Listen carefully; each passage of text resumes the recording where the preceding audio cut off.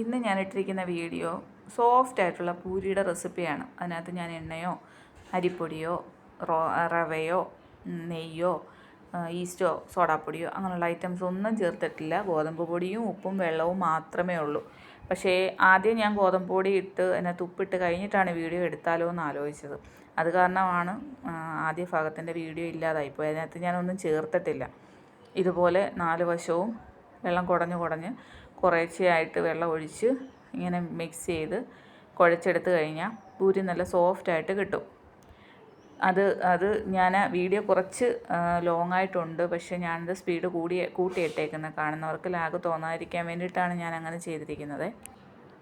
ഈ പൂരി എണ്ണ കുടിക്കുകയുമില്ല. നിങ്ങൾക്ക് പൂരി പൊങ്ങി വന്നില്ല എന്നുണ്ടെങ്കിൽ പോലും പേടിക്കേണ്ട ആവശ്യമില്ല. നല്ല ടേസ്റ്റുള്ള പൂരിയുമായിരിക്കും. 2 വിരൽ കൊണ്ട് നമുക്കത് മുറിച്ചെടുത്ത് കഴിക്കാൻ പറ്റുന്ന രീതിയിലുള്ള പൂരിയുമായിരിക്കും. എന്നോട് 1-2 പേര് ഇതുപോലെ പറഞ്ഞു, പൂരിയുടെ റെസിപ്പി എന്താ ഇടാഞ്ഞ്. അത് ഞാൻ നേരത്തെ ഒന്ന് എടുക്കണം എന്ന് വെച്ചെല്ലാം എഡിറ്റ് ചെയ്ത് വെച്ചിരുന്നതായിരുന്നു. പക്ഷേ അറിയാതെ ആ വീഡിയോ ഡിലീറ്റ് ആയിപ്പോയി. ഇന്നിപ്പം ഞാൻ ചെയ്തപ്പം പെട്ടെന്നാണ് ഓർത്തത്. അത് കാരണമാണ് ഗോതമ്പ് പൊടിയൊക്കെ ഇട്ട സമയത്ത് എനിക്ക് വീഡിയോ എടുക്കാൻ പറ്റാതായിപ്പോയത്. അളവ് എത്ര എന്നുള്ളത് കാണിക്കാൻ വേണ്ടിയിട്ട്. ഞാൻ ഗോതമ്പ് പൊടിയും ഉപ്പും വെള്ളവും മാത്രമേ ഇതിനകത്ത് ഉപയോഗിച്ചിട്ടുള്ളൂ. അല്ലാതെ ഒന്നും ഞാൻ ചേർത്തിട്ടില്ല. ഇതുപോലെ നമ്മൾ നന്നായി കുഴച്ച് കഴിഞ്ഞാൽ ഉറപ്പായിട്ടും നല്ല സോഫ്റ്റായിട്ടുള്ള പൂരി കിട്ടും. നല്ല ടേസ്റ്റുമാണ് അതിന്. ഇതുപോലെ 4 സൈഡിൽ നിന്നും അകത്തോട്ടാക്കി കുഴച്ച് കൂട്ടിയെടുത്ത് കുഴച്ച് കഴിഞ്ഞാൽ പൂരി നല്ല സോഫ്റ്റായിട്ട് കിട്ടും. ആ നടുഭാഗത്ത് കൊണ്ട് വെച്ച് വേണം അതിങ്ങനെ അമർത്തി കൊടുക്കാൻ. 4 സൈഡിൽ നിന്നും വേണം എടുത്ത് ഉള്ളിലോട്ടാക്കാൻ. ചിലർ പൂരി ഉണ്ടാക്കി കഴിഞ്ഞാൽ വറുത്ത് കഴിഞ്ഞാൽ ഇതുപോലെ കല്ല് പോലെ ഇരിക്കും. അങ്ങനെയൊക്കെ അത് പേടിക്കേണ്ട. ഈ റെസിപ്പി നിങ്ങൾ ധൈര്യമായിട്ട് ട്രൈ ചെയ്ത് നോക്കിക്കോ. ഇത് നിങ്ങൾക്ക് സക്സസ് ആയിരിക്കും. ഗോതമ്പ് പൊടി മാത്രം മതി, വേറെ ഒന്നും അതിനകത്ത് ചേർക്കേണ്ട ആവശ്യമില്ല. നമ്മൾ പക്ഷേ കഴിക്കുന്നതിന് തൊട്ട് മുമ്പ് അത് ഉണ്ടാക്കി അതിൻ്റെ എണ്ണ എന്ന് പറഞ്ഞാൽ അത് ചരിച്ച് ഒരു സൈഡിലോട്ട് ഇങ്ങനെ ചാരി വെക്കുക. അതിനകത്തുള്ള എണ്ണ ഒരു 1-2 ഡ്രോപ്പ് എണ്ണയെ വരാറുള്ളൂ. അതങ്ങ് പോവുകയും ചെയ്യും.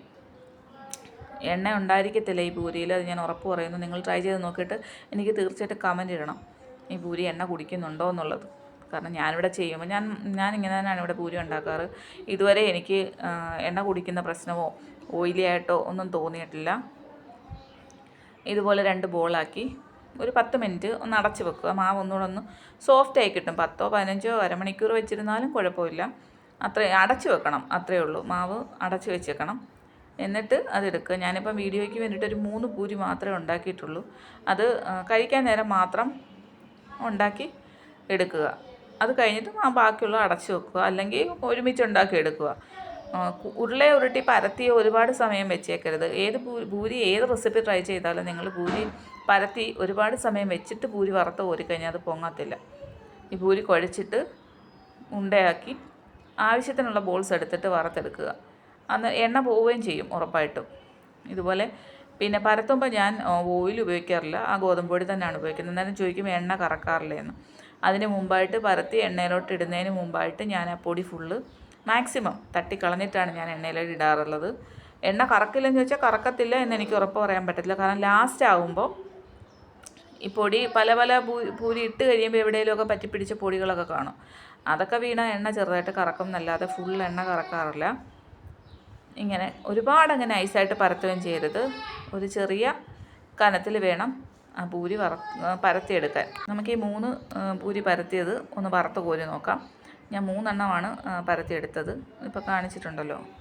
ഇതേ ഒരു പരുവത്തിൻ്റെ സൈഡിനൊന്ന് കനം കുറയ്ക്കാൻ നോക്കണം. സൈഡ് കട്ടിയായി പോരുത്. ആവശ്യത്തിന് എണ്ണ ഒഴിച്ച് എണ്ണ നല്ല ചൂടാവണം. ഒരു നുള്ള് മാവ് ഇതിൽ നിന്ന് പിച്ചിയിട്ട് നോക്കുമ്പോൾ അത് തന്നെ ബബിളായി കിട്ടും. ആ ഒരു പരുവാകുമ്പം മാത്രം പൂരി അങ്ങോട്ട് ഇടുക. എന്നിട്ട് ഇതുപോലൊരു സ്റ്റീൽ പ്ലേറ്റിലോ എന്തിലേലും ചരിച്ച് പൂരി വെച്ച് കൊടുക്കുക. എണ്ണ ഉണ്ടെങ്കിൽ തന്നെ നിങ്ങൾക്ക് കാണാം എണ്ണ ഒരുപാട് വരുന്നുണ്ടോ, എണ്ണ കുടിക്കുന്നുണ്ടോ. ഇതുപോലെ നല്ല ഫ്ലഫി ആയിട്ടുള്ള പൂരി നിങ്ങൾക്ക് കിട്ടും. നിങ്ങൾ തീർച്ചയായിട്ടും ഈ റെസിപ്പി ട്രൈ ചെയ്ത് നോക്കണം. അടിപൊളി റെസിപ്പിയാണ്, നല്ല ടേസ്റ്റുള്ള റെസിപ്പിയാണ്. ഇതുപോലെ പൂരി കിട്ടുകയും ചെയ്യും. കണ്ടോ, എണ്ണ കുടിച്ചിട്ടുള്ളതായിട്ട് നിങ്ങൾക്ക് തോന്നുന്നുണ്ടോ? ഇതിന് എണ്ണയൊന്നും കുടിക്കത്തൊന്നുമില്ല. ആരും പേടിക്കണ്ട. നിങ്ങൾക്ക് ധൈര്യമായിട്ട് ട്രൈ ചെയ്ത് നോക്കാം. ട്രൈ ചെയ്ത് നോക്കിയിട്ട് ഫീഡ്ബാക്ക് അറിയിക്കണം. ഇനി റെസിപ്പിയായിട്ട് ഉടനെ തന്നെ കാണാം. Okay, by.